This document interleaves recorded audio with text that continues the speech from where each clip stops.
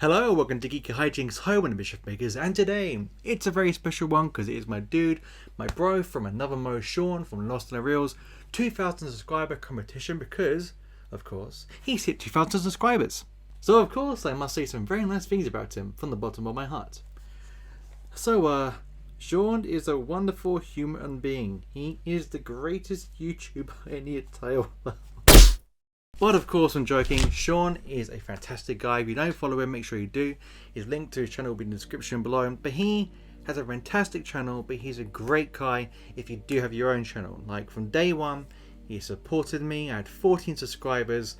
And I remember I put my Woody's Wonderland review out. And he commented on it, said it really made him laugh. And I was like really happy because I like making people laugh because it makes me feel good to know I made someone else feel good. Checked out his channel. And he had like 1,300 subscribers. I was like, oh my god, someone YouTube famous likes my stuff, and I was really happy.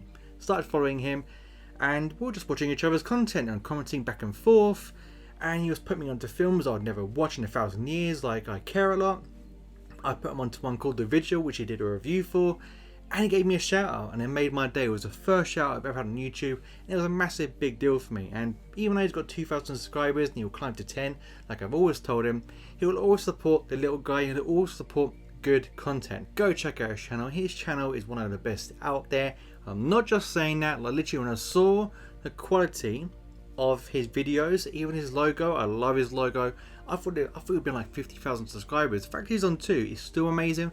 But he needs to be on way more than that because he is one of the best, if not the best, reviewers of films on YouTube. He's so good, and his work ethic and work rate is immense. He's banging out videos for fun. And back on track now with the 2,000 subscriber competition. He's asked a question. Now, Hello there, sir. oh, hey PG. Doing anything important, sir? Yeah, I'm doing a competition for Sean. Is that the one with the dreamy eyes? No, that's Dan. The one with the glorious hair? Yeah, that's Sean. So yeah, I'm doing Wait, sir. I said I wanted to do this competition with you. Well, you knew I was doing a competition today. Go on, if you want to say a few things. Sean, he's a big fan of you. Go on, say a few things quickly then. Oh, okay then.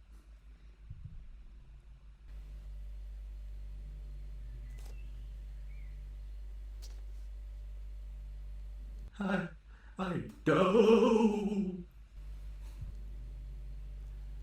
So PG suffering from stage fright. Need to find someone else to say something nice. Glebe. Glebe? Say something nice about Sean. No. Moving on swiftly. Let's move on to the questions. So, to mark his 2,000, to mark his 2,000 subscribers, he's held a competition with one question, well, with 3 parts, and it was name 3 hidden gems. So 3 films that are under the radar, no one really talks about. They're out there, but maybe you haven't watched them, and ones that we really enjoyed that maybe we can tell everyone about. And I've picked 3, and obviously there's a horror in there, and I think I've mentioned it before, but I don't think many people talk about it or have seen it, and it's so good. But I'm going to start off with Nightcrawler. Now, Nightcrawler, starring Jake Gyllenhaal, is a fantastic film, and I know I'm gonna have to pray everyone has seen this film.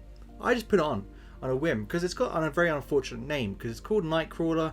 X-Men's got a character called Nightcrawler, so you think, oh, this isn't an X-Men film, he might be put off. And when you do get into the film, it's a bit of a slow burner, but it picks up and it picks up and it ramps up and it ramps up. It's so good. Essentially, the story is about a guy, I forget his name, but it's Jake Gyllenhaal's character, and he just wants to do well in life. He's very focused, he's very militant, and once he gets an idea in his head, he'll go for it. And one day, we're on the road, he finds some news reporters reporting a crash, like at the scene of a crash, and he asks more questions, and he realizes people can do this for a job. So he just buys a crappy little camera, and he tries to like go to all the crime scenes. Like he buys radios, so you can hear like police like signals and radio going off, so he can get to them first. And as the film progresses, he gets better at the job, and he just becomes more ruthless. And obviously, he wants to get the biggest story out there so he can get the most money and have the best reputation and get his own company. But he does a few things that could be considered corrupt, and he acts his arse off. Like it's like Heath Ledger as a Joker. You don't see Heath Ledger, you don't see Jake Gyllenhaal in this role. Ironically, they're both in the same film for Brokeback Mountain, but how he was nominated for an Oscar for this role, I don't know, because he It's such a good film. If you haven't seen it, make sure you do. Second film is The Horror. Now, it's a film I've mentioned before, and I hope a few people have seen this, but if you haven't, go check it out. It's called Haunt. I'm actually going to do a review on this later down in Halloween for like my Halloween specials, but I'm going to bring it up now because I want people to get the head start on it so they can know what I'm talking about. But essentially, Haunt is for me one of the best slasher funhouse films released in recent years. It is so good. It's a self-contained film essentially about a group of people that on Halloween night want to find a funhouse, like one of those spooky houses, and they find one, and obviously there's a dark twist to the place. They go in and they end up trying to fight for their lives because they've got these guys dressed as clowns trying to chase them around this funhouse, trying to murder him. But it is so good. The characters really fun, really fleshed out. You get to know them pretty well. You don't want any of them to die. Like in the slasher film, you either want them all to get butchered or you want them to make it out. You want all these characters to make it out because they're nice and they're funny.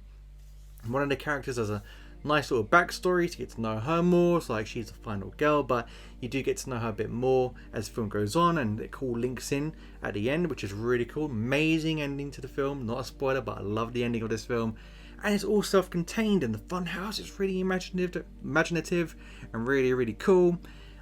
Like the deaths and the gores that do happen, they're really well done. It's like a mixture of CGI and practical effects, but done really well. Yeah, it's such a good film. Really good one. There's some really brutal scenes in this, and the clowns with the masks. Sometimes the masks seem scary, but trust me, it's what underneath the mask, which is a lot scarier.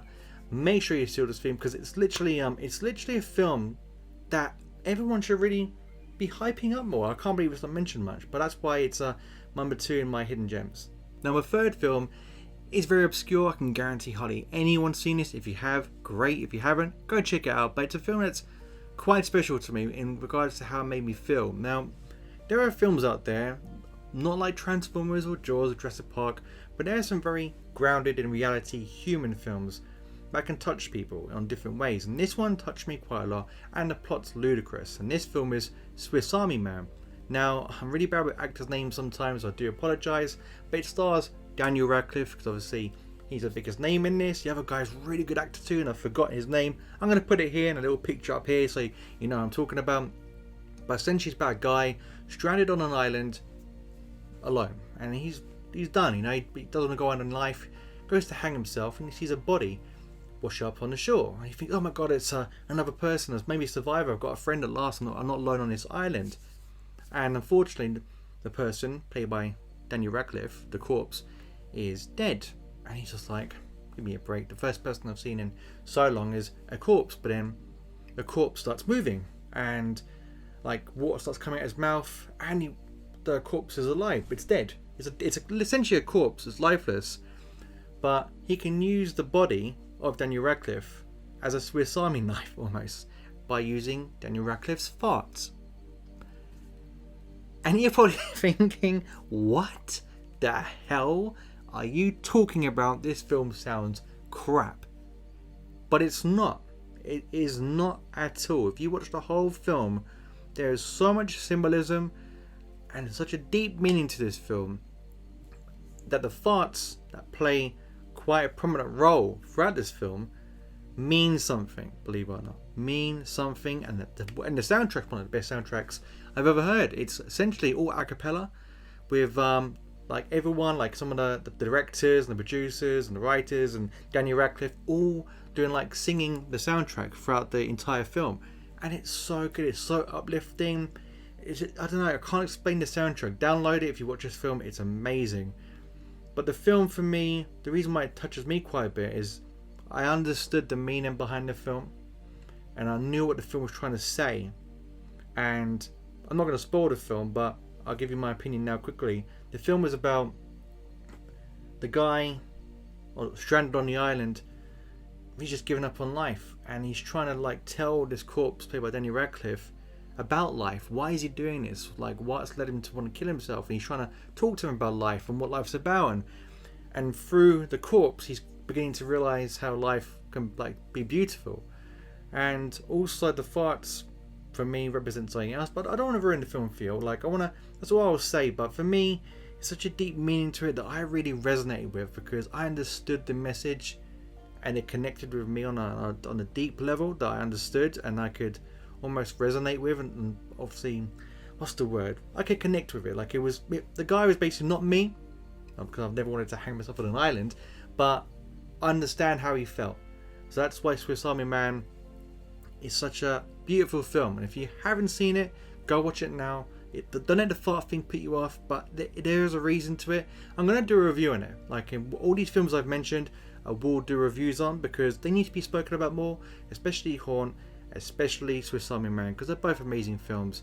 And yeah, those are my top 3. So let me know what you think, guys, because I'm interested in all the comments you leave, as always, in my comment section. Just let me know what you think about these films. If you've seen them, let me know what you think. Did you like them? Did you hate them? But before I sign off, Sean, congratulations, my friend. Greatest guy going. Such a nice guy. Big supporter. He'll always be there if you need him. His link to his channel is in the description below. Sub to him, because he deserves, as you would say with me back in the day, he deserves all the subs. But until next time, stay out of trouble.